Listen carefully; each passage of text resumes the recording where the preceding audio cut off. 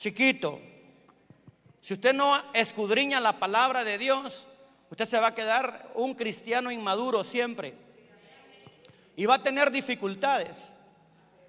Pero si usted se acostumbra, hermano, a leer la palabra de Dios, a escudriñarla con el propósito de que la voluntad de Dios se opere en usted, usted va a ser un cristiano victorioso. Usted va a tener la madurez mental, espiritual de reconocer las pruebas y de mantenerse fiel aunque esté sufriendo tempestad. Por eso se refiere a eso de sufrir penalidades. No es que el apóstol está prediciendo que Timoteo debe ser masoquista y aguantar voluntariamente o meterse voluntariamente en la tormenta. No, es que por ser hijo de Dios usted va a enfrentar adversidad. Por ser hijo de Dios usted va a enfrentar pruebas. Por ser hija de Dios usted va a enfrentar tempestad. Y debemos estar adaptados por medio de la palabra de Dios para que cuando esas pruebas nosotros seamos firmes y maduros en el Señor. Pablo dice: sé vivir en abundancia, en bonanza, pero también sé vivir en necesidad. Porque hay unos cristianos que cuando viene la prueba y la necesidad, no hayan para dónde agarrar. No hayan para dónde agarrar. Como que si la vida del cristiano es todo bonanza, navegar en bonanza en alta mar. No, nosotros vamos a enfrentar necesidad. Nosotros vamos a enfrentar pruebas también. El primer ejemplo es del soldado, pero un buen soldado de Jesucristo. Un soldado que batalla en su ejército, no un soldado que pelea con otros soldados.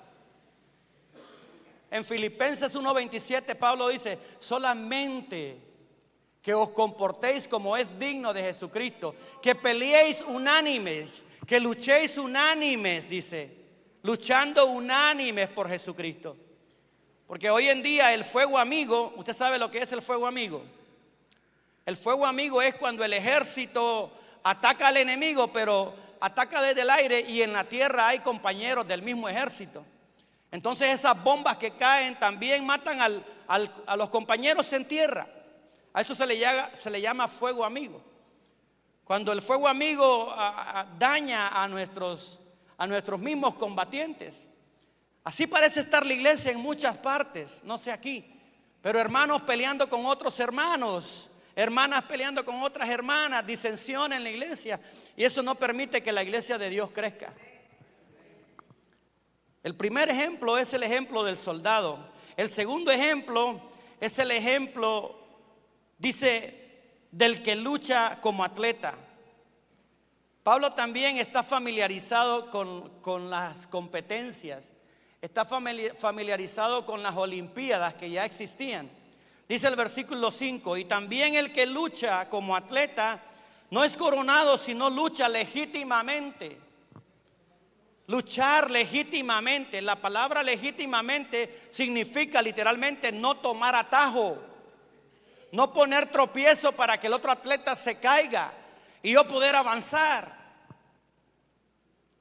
sino que luchar legítimamente en el camino, en el evangelio, en la obra del Señor, sin poner tropiezo a nadie, sin poner impedimento a nadie.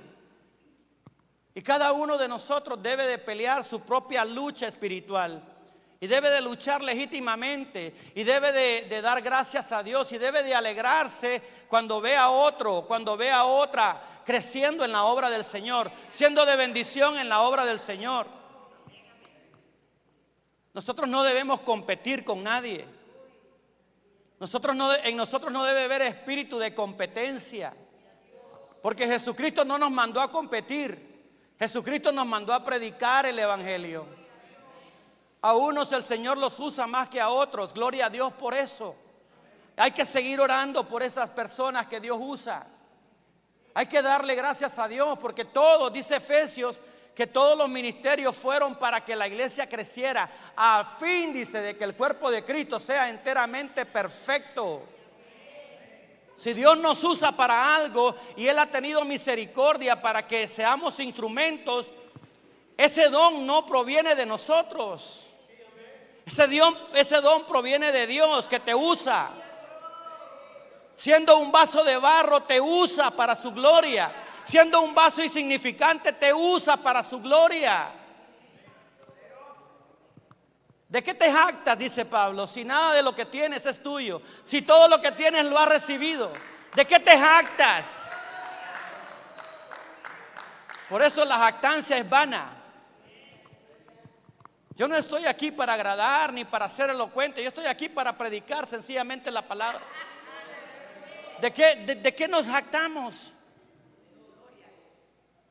Si somos instrumentos de Dios.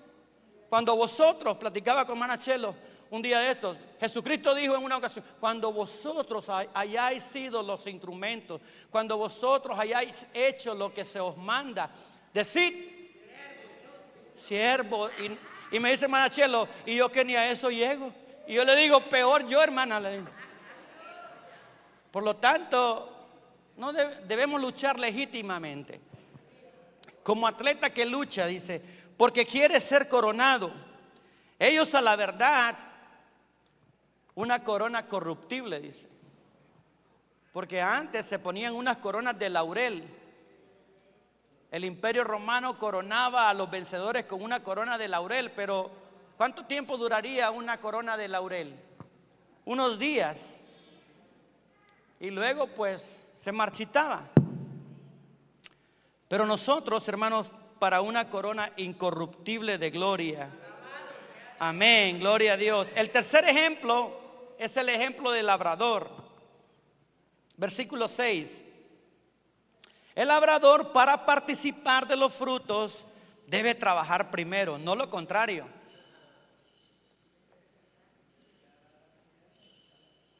No es al revés. Nosotros hemos trabajado la tierrita, ¿verdad?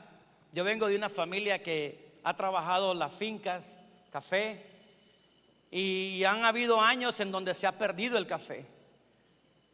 La pandemia echó a perder varias cosechas y trabajan incesantemente, pero hay circunstancias que echan a perder la cosecha, como cuando fue el Mitch. Los que están familiarizados con la agricultura saben muy bien este principio. El que trabaja en la agricultura tiene que levantarse de mañana y tiene que ir a la finca y tiene que guardarla y tiene que cuidarla y tiene que podarla y tiene que cercarla para que no se metan los animalitos y tiene que cuidar que las semillas no vayan a comérselas por ahí. Y después, cuando la plantita empieza a crecer, tiene que fumigarla. Tiene que trabajar arduamente. ¿Para qué? Para que un día haya fruto. Hay dos principios aquí. El primer principio es el fruto personal. El fruto personal. Yo, como hijo de Dios, si quiero ver frutos espirituales de Dios en mi vida, ¿quién tiene que pagar el precio? Yo mismo. Yo mismo tengo que pagar el precio. Deberíamos de preguntarnos si nuestra frustración espiritual es porque no estoy pagando el precio. Porque a veces nos frustramos porque no vemos crecimiento espiritual en nosotros como quisiéramos. Hay en nosotros un deseo genuino de crecer espiritualmente, pero ¿estoy pagando el precio? ¿Estoy estudiando la palabra de Dios? ¿Estoy estudiando como debiera un versículo que me llama la atención y que Dios me está haciendo que ese versículo rebote en mi cabeza porque hay un mensaje ahí? Pero lo ignoro y lo paso por alto. ¿O verdaderamente estoy tratando de crecer espiritualmente?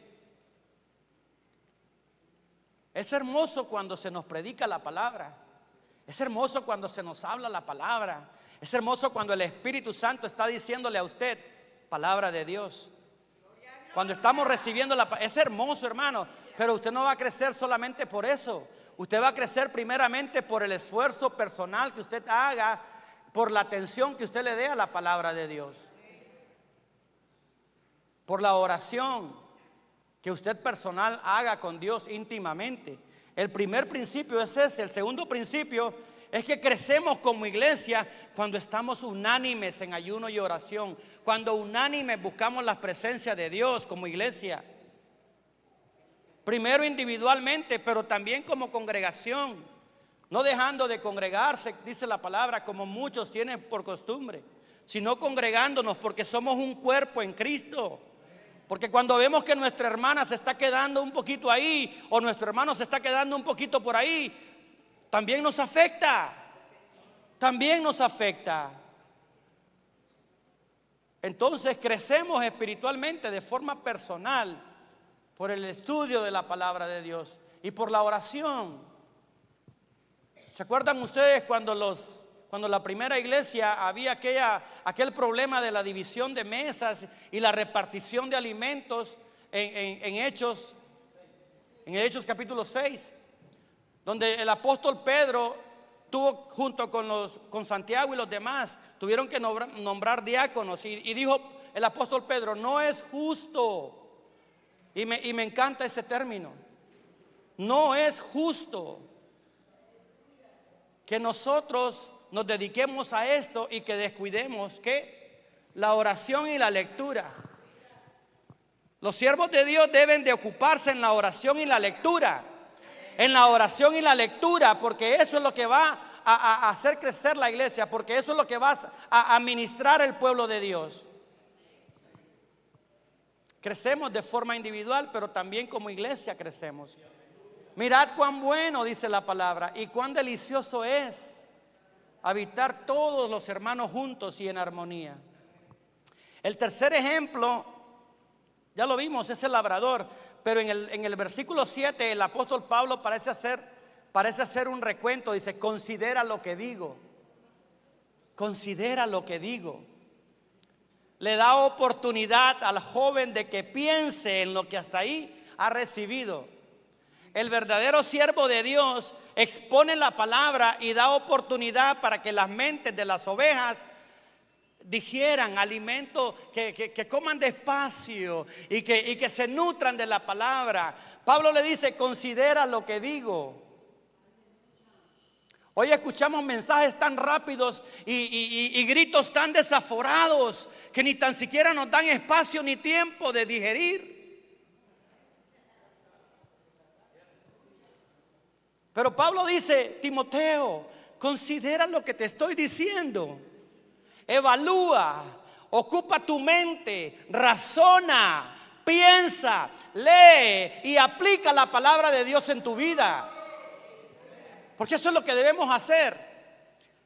Considerar lo que recibimos.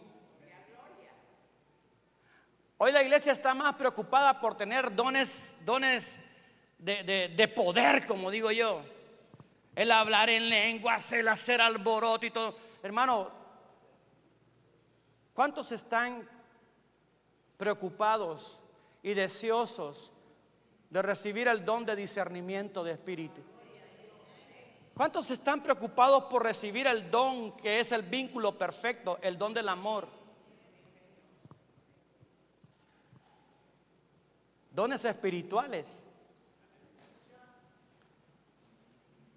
Considera lo que digo, dice el versículo 7, y el Señor te dé entendimiento en todo. El original dice, considera lo que te digo, para que el Señor te dé entendimiento, para que puedas aplicarlo en tu vida. El versículo 8 dice, otro ejemplo. Ya dio el ejemplo del soldado, ya dio el ejemplo del labrador. Ahora da otro ejemplo, que posiblemente Timoteo no lo observó físicamente, pero escuchó de él porque Pablo le predicó el evangelio de Jesucristo. Y le dice, acuérdate de Jesucristo. El máximo ejemplo. Acuérdate de Jesucristo. Eso significa que Timoteo tuvo la oportunidad y la bendición de recibir una explicación detallada, amplia de Cristo Jesús. De tal forma que Timoteo fue movido, fue convencido, fue compungido para recibir el evangelio de Jesús. Acuérdate de Timoteo, que aunque tú no lo viste, pero recibiste la palabra. Fuiste convencido, fuiste compungido, porque una cosa es ser convencido y una cosa es ser compungido. Compunción significa que la palabra nos pega, hermanos, en el corazón, nos hace convictos, y por esa convicción nosotros venimos a Cristo. Acuérdate de Jesucristo, le da el máximo ejemplo, del linaje de David, resucitado de los muertos conforme a mi evangelio. No era el evangelio personal de Pablo, sino que era el evangelio de Jesucristo, que Pablo transmitía. Del linaje de David se refiere al linaje real de Jesucristo. Hijo de David, decía Bartimeo, reconociendo su linaje real. Ten misericordia de mí. Acuérdate de Jesucristo, Timoteo, del linaje de David. Tú lo recibiste. Él fue resucitado de los muertos conforme a mi evangelio, en el cual, dice el 9, sufro penalidades hasta prisiones a modo de malhechor, mas a la palabra de Dios no está presa. Me gusta eso, hermano, porque Pablo estaba tan convencido del amor de Cristo que estaba dispuesto a sufrir penalidades, hasta prisiones, mas la palabra de Dios no está muerta. En el siglo XV, en 1527, tengo aquí una ilustración de un párroco católico pero cristiano que predicaba la palabra. Se llamó Jorge Wagner. 1527, en Múnich, Alemania, él fue apresado por predicar la palabra y predicar en contra de doctrinas heréticas como el purgatorio, como la adoración de imágenes y todo lo que el catolicismo romano implicaba en esa época. Y fue preso y fue torturado. Se usaron todos los métodos y formas para que él se retractara de la fe en Cristo y del amor a Cristo Jesús. Y cuando él estaba camino a la hoguera, la procesión, el desfile que lo llevaba, se paró delante del palacio para escuchar la lectura de los cargos y de las herejías, entre comillas, que Jorge Wagner enseñaba. Y le dice el verdugo: ¿no tiene miedo de morir? ¿No le producirá gozo volver con su esposa y sus niños? Jorge Wagner contestó: ¿a quién prefiero yo ir? Y le dice el verdugo: retráctese y podrá volver con ellos. Antes de llegar a la hoguera, Jorge Wagner se encontró con su esposa. Le pusieron a su esposa y a sus hijos para ver si de esa forma se retractara. Y le pusieron a su esposa y sus niños, y los niños mismos le rogaron que se retractara y que volviera con ellos, fíjese. Pero él les contestó: mi familia es tan preciosa para mí que todas las riquezas del duque no podrían comprarla, pero de ella me separo por el profundo amor que tengo a Dios. El verdugo, intrigado, le dice: ¿verdaderamente usted ama tanto a Dios como para morir en la hoguera? ¿Tan profundo es su amor por Cristo, que prefiere morir en la hoguera? Jorge Wagner respondió: sería muy difícil ir a una muerte tan terrible si no tuviera esta fe. Pero lo interesante es esto: antes de morir, un sacerdote se ofreció y le dijo: yo voy a hacer una misa por usted después de muerto. Y las palabras que quedaron calcadas en la historia de Jorge Wagner fueron estas: orad por mí ahora, porque después de muerto ya no necesito sus oraciones. Y con esa frase le estaba tirando al purgatorio. Le estaba diciendo: no hay purgatorio. Orad por mí ahora, que el Señor me dé fuerza, me dé humildad y me mantenga en mi fe, porque ya después de muerto, pues ya para qué necesito oraciones. Entonces, ese tipo de valentía es la que deberíamos nosotros tener si estuviéramos dispuestos a morir por Cristo, por nuestra fe, como Jorge Wagner. Por eso dice: yo sufro penalidades, versículo 9, hasta prisiones a modo de malhechor, mas la palabra de Dios no está presa. Pablo dice en Efesios capítulo 3: yo pues preso en el Señor, os ruego que os comportéis como es digno de Jesucristo, dice. Cuando él no podía predicar la palabra, él estaba preso. Pero cuando Pablo estaba preso, la palabra más se expandió por las cartas que él mandó. Yo estoy preso, pero la palabra de Dios no está presa, dice. sino que la palabra de Dios sigue esparciéndose.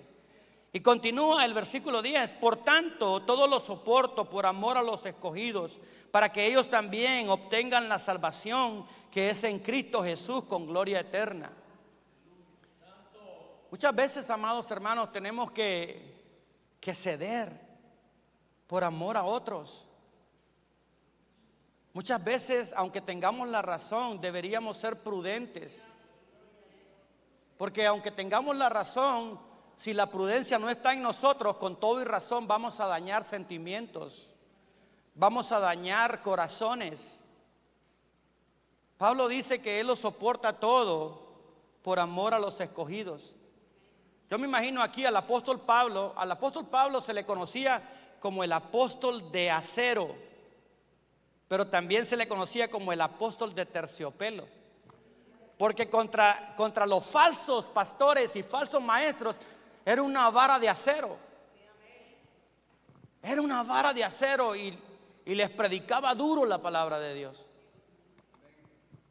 Pero con las ovejitas que se equivocaban y se tropezaban, era un amor. Era de terciopelo. Y los trataba con amor. Por eso dice: yo soporto por amor a los escogidos, para que ellos también obtengan la salvación que es en Cristo Jesús con gloria eterna. Si nosotros estamos con un hermanito que su fe y su conocimiento es frágil, seamos prudentes por amor a Cristo. No haga cosas que perjudiquen a su hermanito o a su hermanita en su fe con Dios. No haga cosas que usted sabe que en su conocimiento y en su aplicación de la palabra sabe que usted las puede hacer, porque no tienen ninguna validez en cuestión de santidad. Pero si para su hermanito eso le va a afectar, absténgase. Cuide el corazón de su hermano, porque para él eso es malo. Como por ejemplo el comerse un buen filete, un tibón, como dicen allá, una buena chuleta, como las hace hermana Chelo. Eso le afecta a mi hermano. Yo la voy a guardar y la voy a tener por amor a él, la voy a guardar. Y cuando se vaya, pues vénganos. Porque de esa forma no voy a afectar su corazón. Imagínense que a mí no me importa, yo oro y el Señor, y empiezo a comer y me desborda la sangre por aquí. El hermanito se va a ofender. Pablo dice que él sufre, lo soporta todo por amor a las almas, por amor a Cristo. Dice, para que ellos también obtengan la salvación que es en Cristo Jesús con gloria eterna. Palabra fiel es esta, dice el 11. Si somos muertos con Él, eso se llama recompensa, hermanos. Ya vimos los 5 ejemplos, bueno, 4 ejemplos, pero en este versículo, de hecho ya vimos los 5 ejemplos, porque Pablo lo vimos en el versículo 8 de Jesucristo, y luego Él se presenta a sí mismo. Yo sufro penalidades, dice.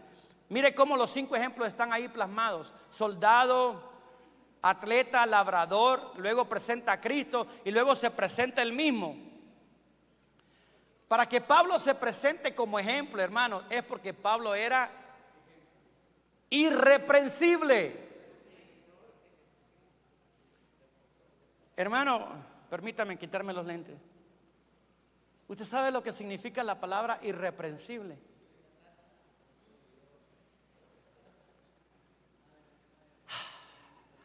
Algunas personas juzgan, incluyen en esa palabra el pasado pecaminoso y traen al presente el pasado de una persona. Gracias, hermano. Y traen al presente el pasado de una persona cuando no conocía a Cristo. Pero no es eso lo que Pablo, porque en la epístola a Timoteo le dice que los que quieran gobernar tienen que ser, los que quieren ser obispos, buena obra desean, dice, pero es necesario que sean irreprensibles. Pero eso tiene que ver con su vida espiritual, con su caminar en Cristo. Que no haya ningún impedimento que le impida, que no haya ningún tropiezo que le impida predicar y exponer la palabra.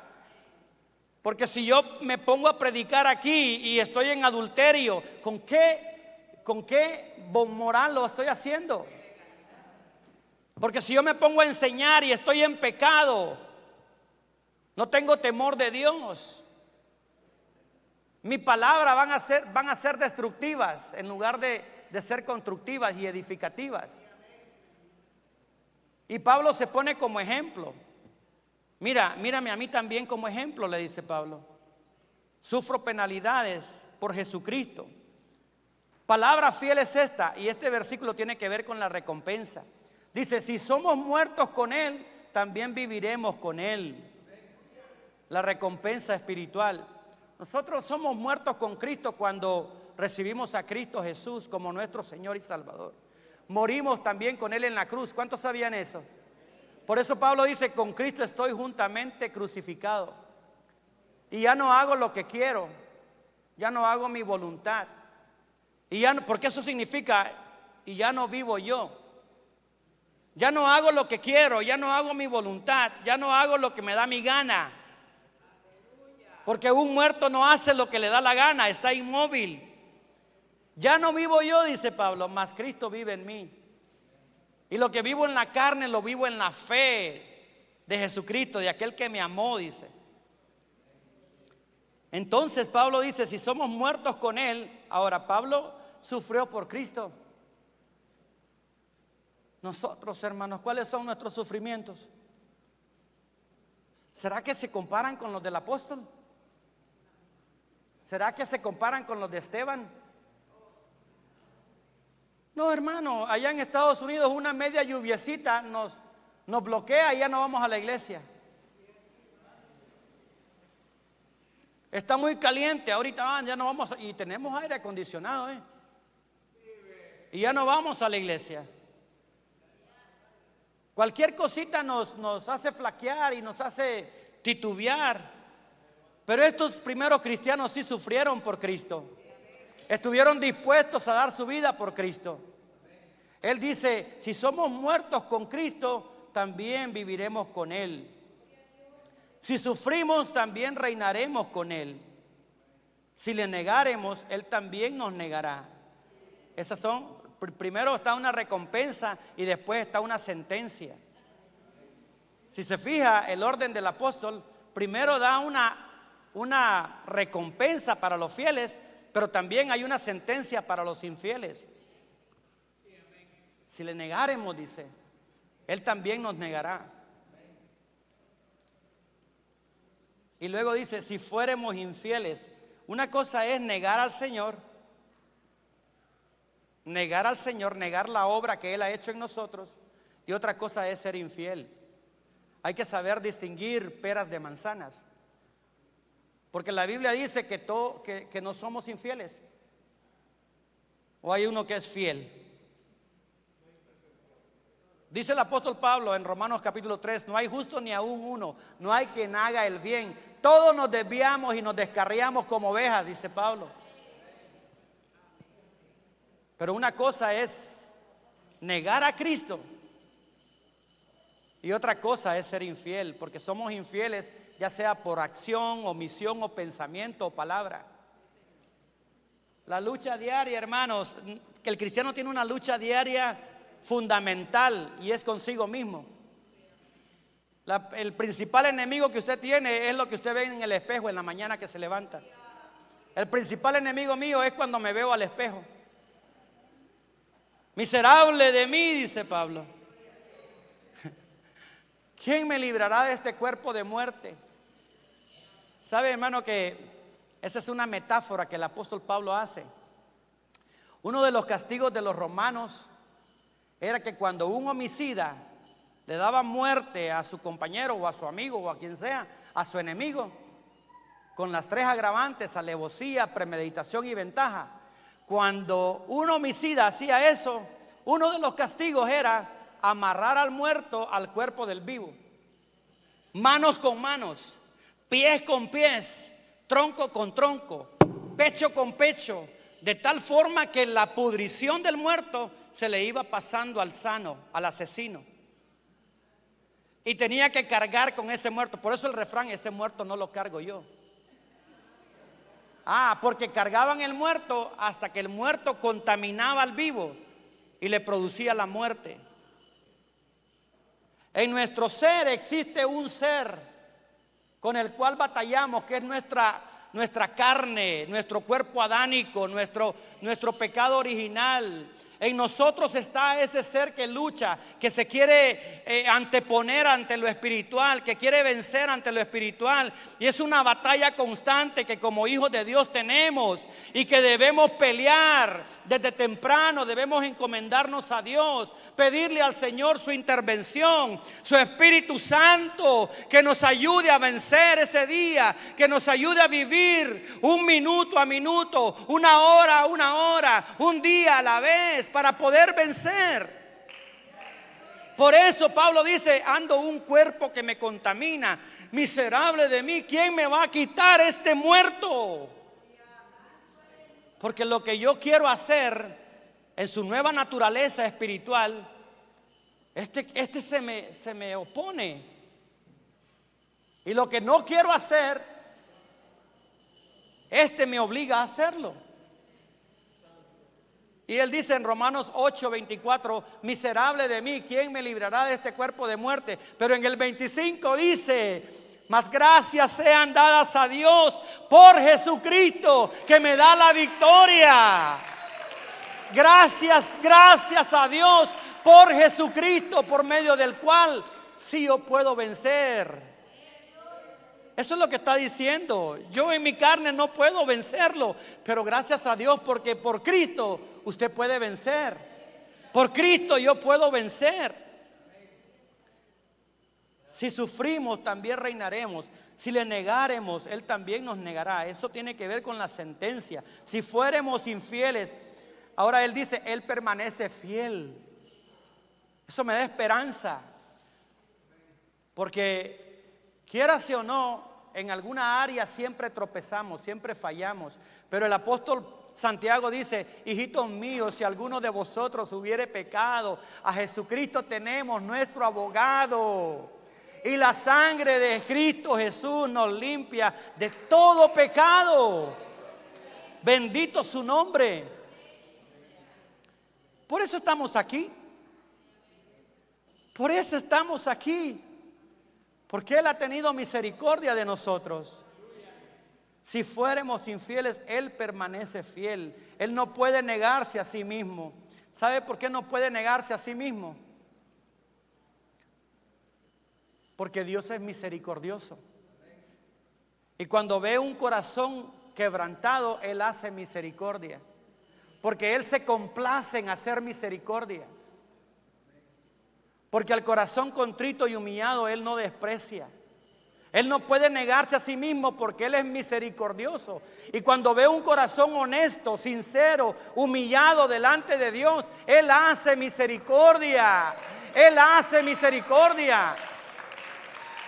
Pero para eso tenemos que ser sinceros, humillarnos ante Él. Humillarnos ante Él. Si hemos pecado, humillarnos ante Él. Venir a su presencia. Tenemos un camino nuevo, un camino recto, dice Hebreos, que Cristo caminó y lo abrió por nosotros. Y con ese camino, hermanos, tenemos acceso hacia el lugar santísimo, que es la presencia de Dios. Ya no necesitamos intercesores. Ya no necesitamos nadie que interceda por nosotros, solo Cristo Jesús. Por eso dice Pablo en el 14: recuérdales esto. Recuérdales esto. Algunos se cansan de que les recuerden la verdad. Al anciano Juan, cuando Juan regresó de la isla de Patmos, él escribió las tres cartas. Y le dicen el anciano del amor. Y la iglesia que él pastoreaba, no, los hermanitos estaban ya aburridos. Ay, pastor, otra vez del amor. Usted solo del amor nos predica. Solo hijitos míos, en esto consiste el amor de Dios, en que os améis unos a otros. El que no ama no conoce a Dios, porque Dios es amor. Amaos los unos a otros. En esto consiste el amor, en que Cristo nos amó a nosotros primero, no nosotros. Y solo del amor les predicaba. Y cuando le reclamó, pastor, usted solo de ese tema nos predica. Solo de eso nos predica, pastor. No nos puede predicar algo más. Y les dice el anciano Juan, ¿ya aprendieron a amarse? ¿Ya aprendieron a amarse unos a otros? Porque mientras no demuestren ese amor, yo voy a tener que seguir predicando lo mismo. Y Pablo le dice a Timoteo, recuérdales esto. ¿Sabe, hermanos, que la Torre Eiffel, la Torre de Francia, tiene más de 500 millones de tornillos? Fue construida con más de 500 millones de tornillos, atornillada. Es decir, que está bien sólida. Y esta expresión, recuérdales esto, significa, Timoteo, atorníllales bien la palabra de Dios. Pégales bien la palabra de Dios. Apriétales bien la palabra de Dios. Que no te canses de predicar la palabra de Dios. Recuérdales esto insistentemente. Predícales la palabra de Dios. Insiste, Timoteo, predícales. Te encarezco delante de Dios, dice, que juzgará a vivos y muertos, que prediques la palabra, recuérdales la palabra, predica a tiempo y fuera de tiempo, porque vendrán tiempos peligrosos en que no soportarán la sana doctrina. ¿Y que no estamos viviendo eso, pues? ¿Y que no estamos viendo eso hoy en día, pues? La iglesia, muchas iglesias no soportan que se les predique la palabra de Dios. No soportan la sana doctrina. Les gusta que les prediquen emociones, que les prediquen espectáculos. Hay iglesias donde cada domingo hacen un show para mantener una audiencia, para mantener una membresía contenta, pero no les predican la palabra de Dios. Por lo tanto, sus miembros son miembros frágiles.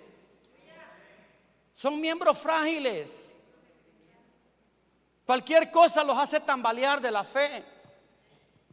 Pero Pablo les dice, recuérdales esto. Y le está hablando a un pastor. Pero esto tiene que ver también con nosotros como líderes, como sacerdotes, como caballeros, como hombres de Dios. ¿Qué les recordamos a nuestros hijos? ¿Qué le transmitimos a nuestros hijos? Tenemos que ser consecuentes en palabra, acción y conducta, fe. Tenemos que ser consecuentes de lo que transmitimos a las demás generaciones. No puedo solo regañarlos con palabras y no darles ejemplo. No puedo ser estricto con palabras y no darles un ejemplo a seguir. Tengo que ser consecuente. Caballeros, tenemos que ser consecuentes con nuestra vida, con nuestra conducta, con nuestro espíritu, con nuestra fe, con nuestra convicción. Lo que aconsejo tengo que vivirlo. Lo que aconsejo tengo que vivirlo. Por eso Pablo llega al final, en el versículo de los caballeros, después de que da esta exhortación, después que da estos ejemplos, después de que le dice, considera lo que digo y el Señor te dé entendimiento. Después le dice, mira, si somos muertos, si sufrimos y morimos por causa de predicar el evangelio, Cristo es nuestra recompensa. Viviremos con Él. Pero si fuésemos infieles, si le negáremos y fuésemos infieles, Él no puede negarse. Y luego dice, recuérdale a la iglesia esto, preséntales esto, exhortándoles delante del Señor, versículo 14, que no contiendan sobre palabras, lo cual para nada aprovecha, sino que es para perdición de los oyentes. Lo que le decía al principio, que a veces somos intolerantes con el hermano que está creciendo, con el hermanito que no demuestra el nivel de crecimiento que nosotros ya tenemos y que pretendemos nosotros humanamente hacerle crecer como nosotros. Y entonces dañamos a las personas. Porque es el Espíritu Santo de Dios el que pone en nosotros el despojarnos del viejo hombre. Y eso es un periodo, eso es un proceso. Y luego dice en el versículo que nosotros usamos, entonces procura diligentemente, procura con diligencia, Diligencia significa premura, diligencia significa valor de importancia. La importancia que yo le doy procura con diligencia. Algunos procuran pero no son diligentes. Quieren pero no se esfuerzan. Quieren obtener algo pero no se esfuerzan, no luchan, no son diligentes. Mi papá siempre usaba una ilustración de que el pastor iba empujando la carreta, pero sentía que iba muy pesada la carreta. La iba impulsando y sentía que iba muy pesada. Y los hermanos que supuestamente líderes que tenían que empujar, no, él voltea a ver y todos iban arriba.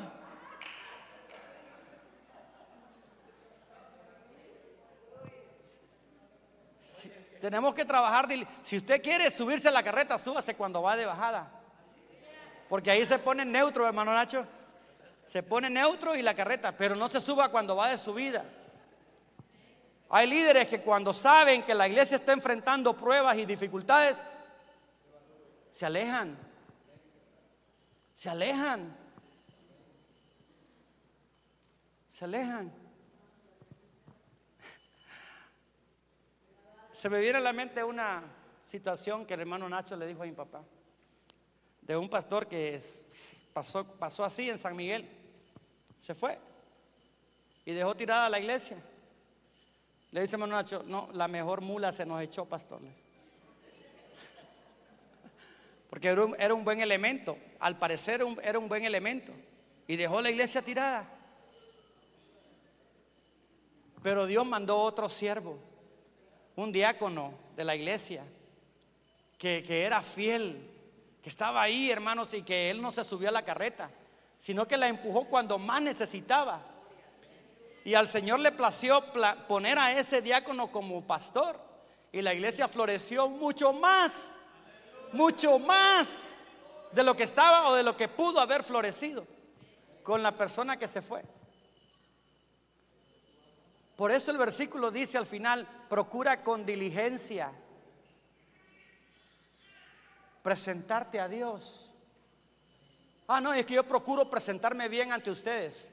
Yo procuro verme bien ante los demás. Yo procuro diligentemente que usted tenga un concepto de mí. Yo procuro que usted tenga una imagen de mí. Y por eso me preocupo. Eso se llama personalidad. La preocupación que yo tengo por lo que usted piense de mí, por cómo me ve, por cómo hablo, eso se llama personalidad. Y eso nada tiene que ver con el carácter. Lo que Dios quiere, hermanos, es su carácter. Que usted diga una palabra y que se mantenga firme. Que usted tenga una convicción en Dios. Que usted tenga fe en su palabra y que se mantenga firme ante cualquier adversidad. Nuestro Dios no tiene personalidad, nuestro Dios tiene carácter. Hebreos dice, Él es el mismo de ayer, de hoy y por los siglos. Él no cambia, en Él no hay variación como en nosotros, en Él no hay sombra de variación. Su nivel o su exigencia de santidad sigue siendo la misma que fue para el Antiguo Testamento, que fue para el antiguo Israel. Su amor por nosotros no disminuye ni crece, es el mismo. Es el mismo, Él nos ama. No nos ama más porque somos buenos.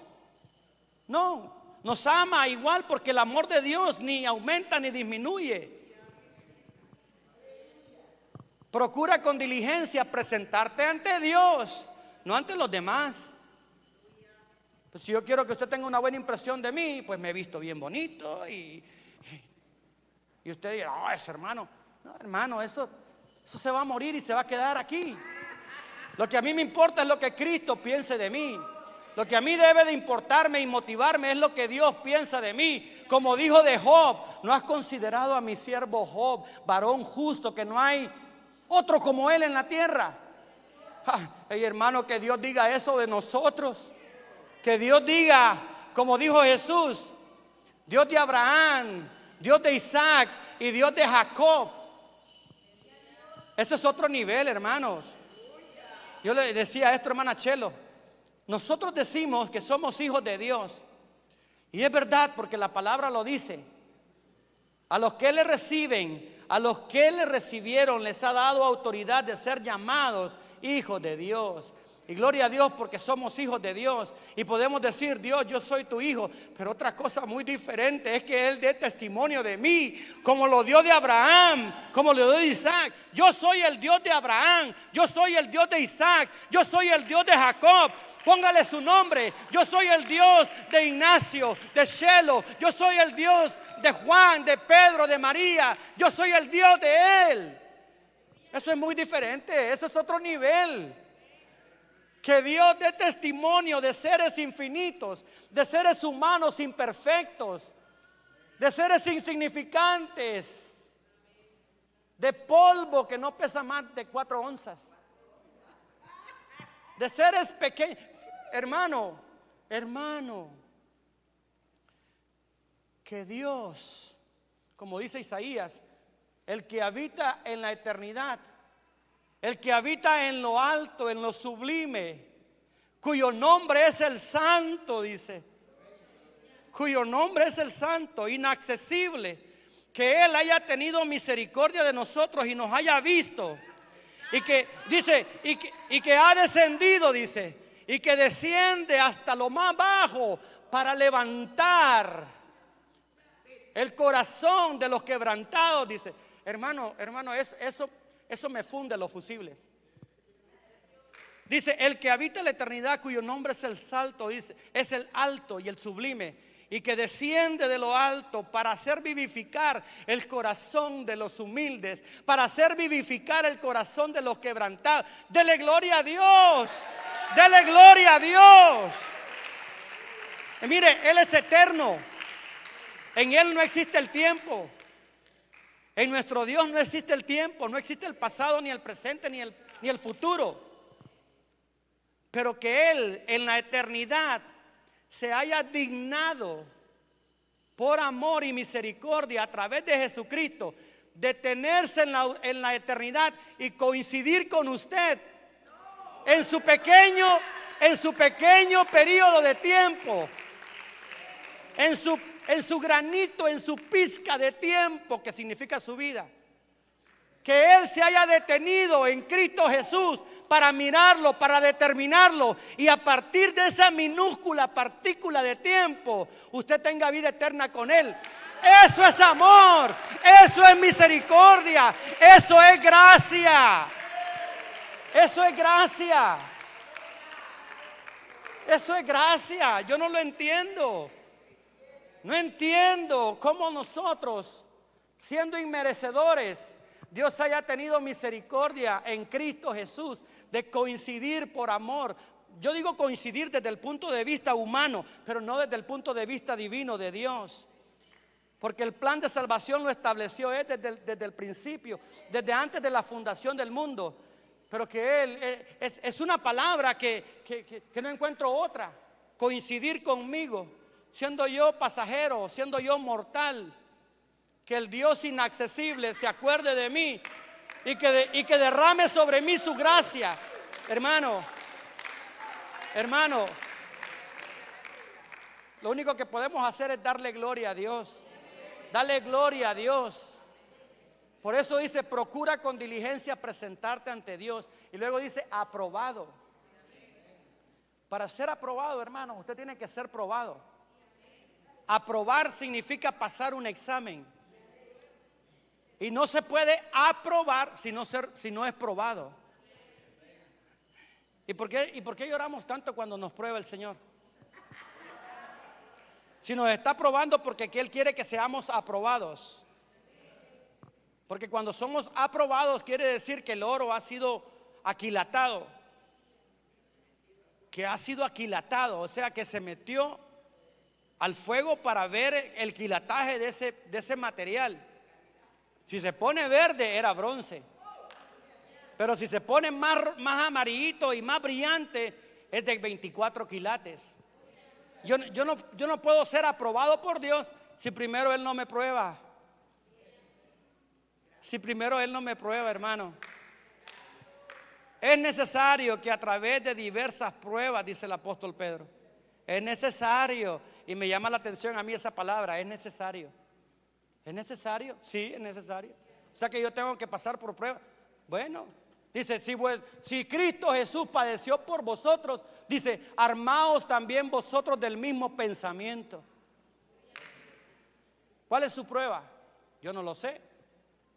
Puede ser una enfermedad, puede ser una circunstancia, falta de trabajo, puede ser la pérdida de un ser querido. Muchas pruebas que como humanos, como naturalmente nos afectan, nos entristecen. Pero mantengámonos fieles al Señor.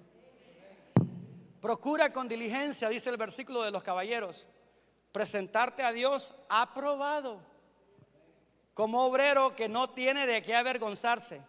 Que digan lo que quieran decir de usted, pues usted no puede hacer nada. Ahora, si lo que dicen de usted es cierto, entonces usted preocúpese y póngase a cuentas con el Señor, porque usted está denigrando la palabra de Dios, usted está denigrando el evangelio. Pero que la gente siempre va a hablar de uno, siempre va a hablar de uno. Pero preocupémonos o procuremos que lo que dicen de nosotros no sea verdad. Amén. Amén. Que lo que dicen de nosotros no sea verdad. Procura con diligencia presentarte a Dios aprobado, como obrero que no tiene nada de qué avergonzarse. Y luego dice que usa bien.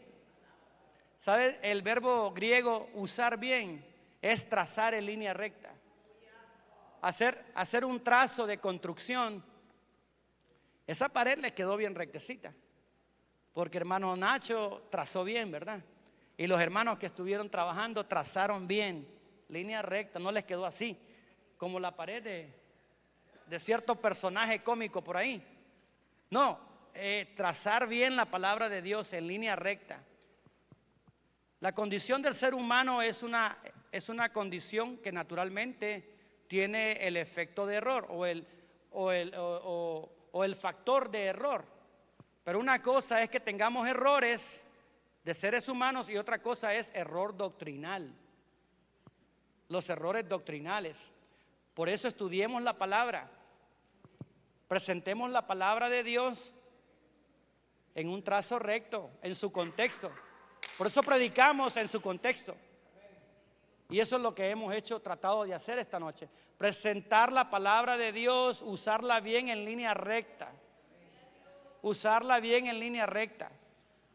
Ahora, la palabra de Dios va a producir uno de dos efectos en usted. El efecto que Dios quiere que produzca es que humillemos nuestro corazón, que midamos o que observemos nuestra vida conforme a la palabra que hemos escuchado. Y eso produce un corazón ablandado por la palabra, dócil por la palabra. El otro efecto es aquel que endurece su corazón. Pero uno de los dos efectos yo le pido a Dios que produzca en usted la palabra en esta noche.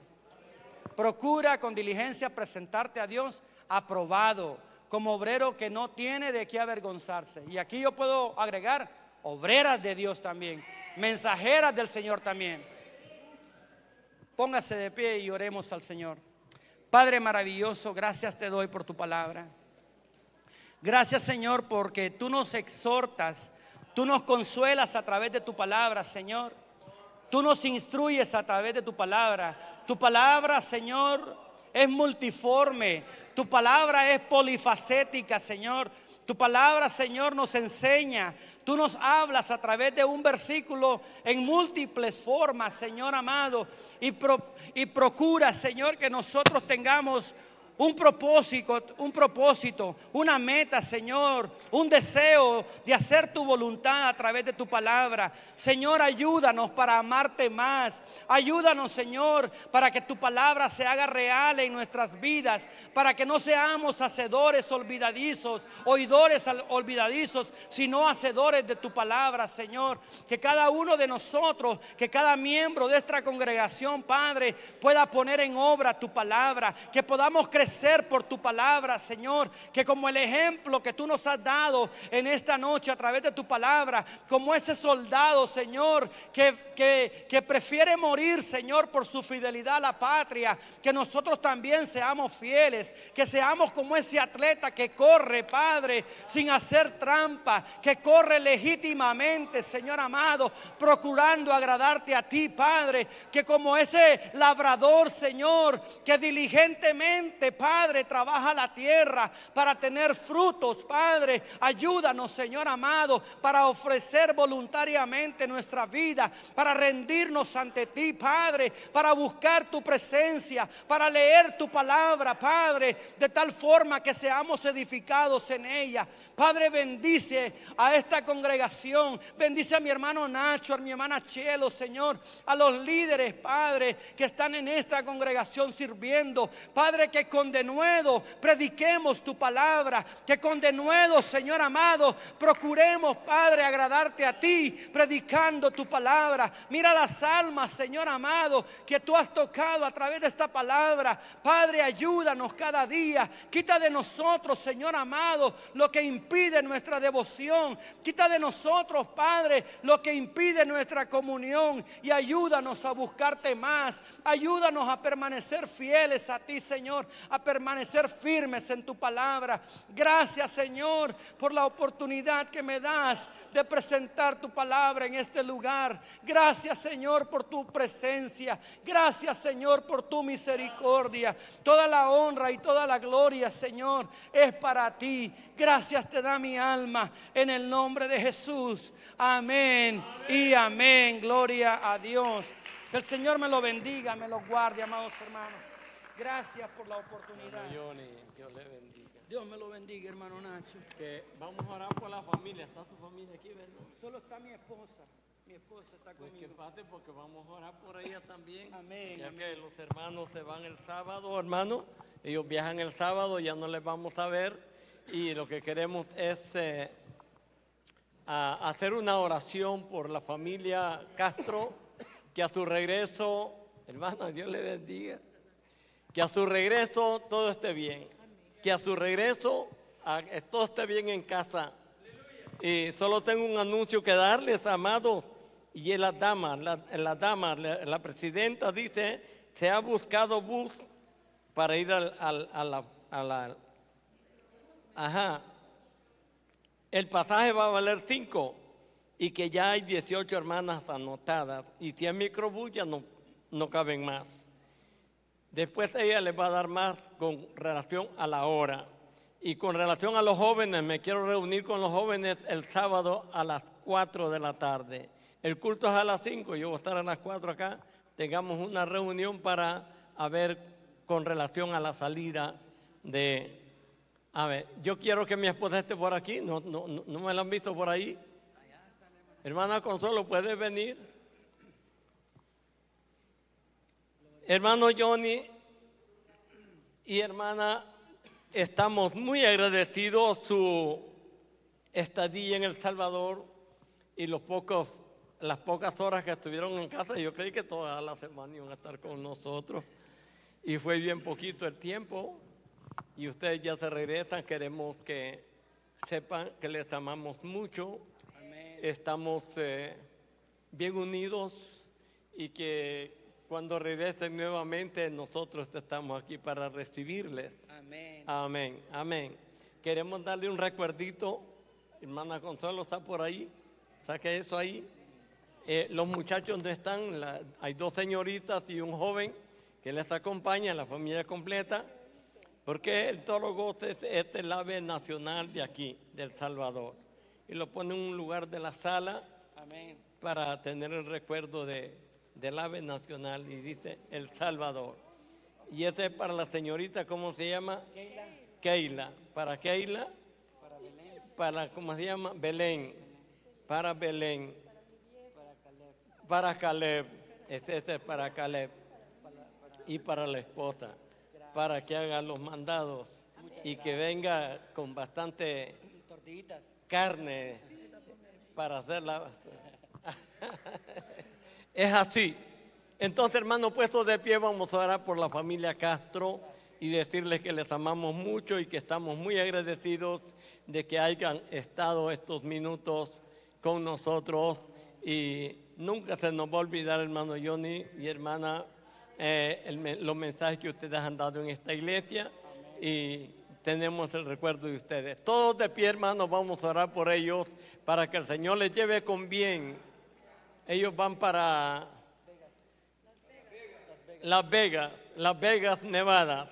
Las Vegas, Nevada. Le dicen la ciudad del pecado ahí, pero nada que ver con los cristianos. Tenemos buenas iglesias en esa zona, buenas congregaciones donde están ellos también ahí sirviéndole al Señor. Oramos. Señor, te damos las gracias, Dios mío, por la familia Castro. Oh Dios, gracias, Señor, por nuestro hermano Johnny. Señor, gracias por su esposa, por sus hijos. Señor, gracias que los ha guardado, que este tiempo que han estado